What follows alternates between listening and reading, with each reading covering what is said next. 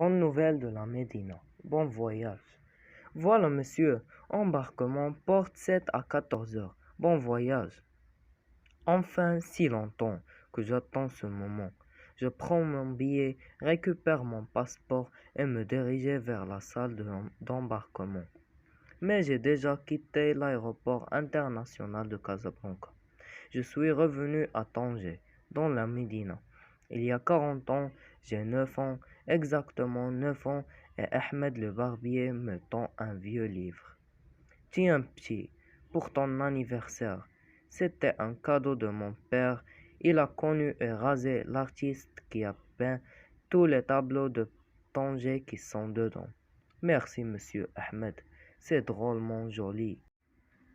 Ne me remercie pas, Driss. J'avais promis à mon père de l'offrir à mon tour à mon fils, et comme je n'ai pas eu d'enfant, grâce à toi, je tiens ma promesse. Ahmed, je l'aime bien.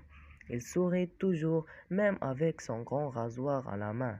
Il n'a jamais fait peur à personne, et surtout, Ahmed sait lire, alors il raconte toutes les histoires qu'il lit à ses clients. Les gens de la Médina le prennent un petit peu pour un fou, mais moi je sais qu'il ne l'est pas. Aussi, quand je peux m'échapper un quart d'heure, je me précipite dans sa petite échoppe, je m'assois dans un coin et je l'écoute. C'est comme mon second père. En tout cas, c'est le seul qui a pensé à mon anniversaire. Je rentre chez moi, mon trésor dans les mains, et je me mets sous la petite fenêtre de notre unique pièce d'habitation. Ma mère cuisine, et quand mon père arrive, je suis toujours plongé dans le livre. Qu'est-ce que tu as encore trouvé pour perdre ton temps? Me lance-t-il. Laisse-le, dit ma mère. Il ne fait pas de mal, il regarde des images. À quoi ça sert, puisqu'il ne sait pas lire? Tu ne crois quand même pas que je vais perdre mon argent à l'envoyer à l'école? Il sait compter, ça me suffit pour gagner ma vie, ça lui suffira.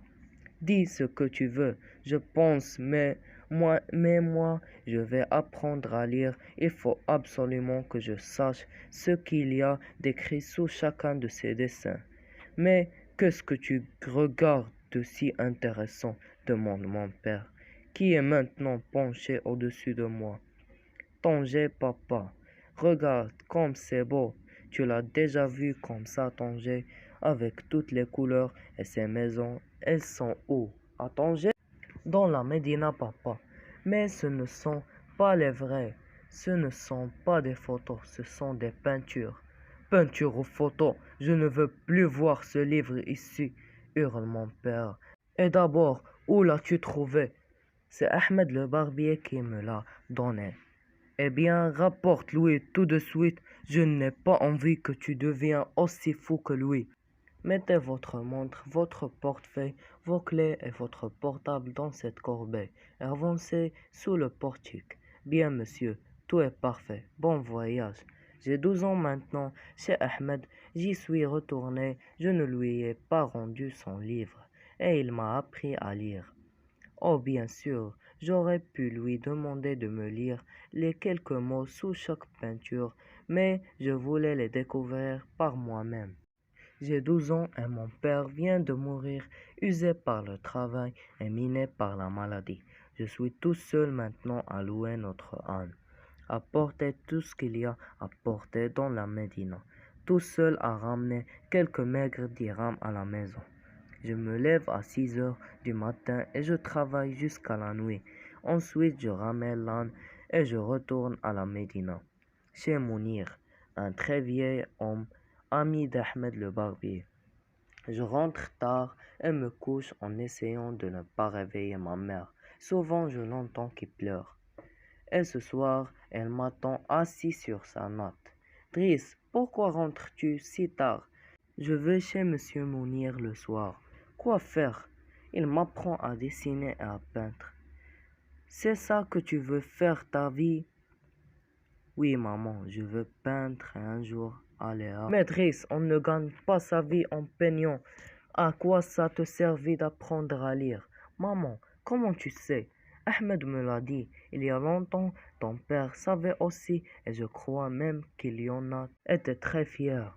Maintenant que je sais lire, je peux apprendre et comprendre tout ce qu'il y a dans les livres, dans la bibliothèque de Monsieur Mounir. Et ce ne sont que des livres de peintres et de peintures. Je sais aussi ce qu'il y a d'écrit sous les peintures du vieux livre que m'a offert Ahmed le barbier pour mes 9 ans. Et un jour, j'irai les voir pour de vrai, ces peintures, celles des pages 28 et 29. Oh maman, laisse-moi travailler et peindre. Tu verras, tu me manqueras de rien. Moscou, embarquement immédiat, porte 7.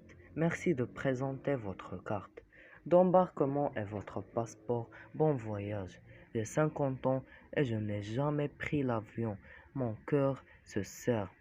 J'ai 50 ans et je ne fais que travailler et peindre.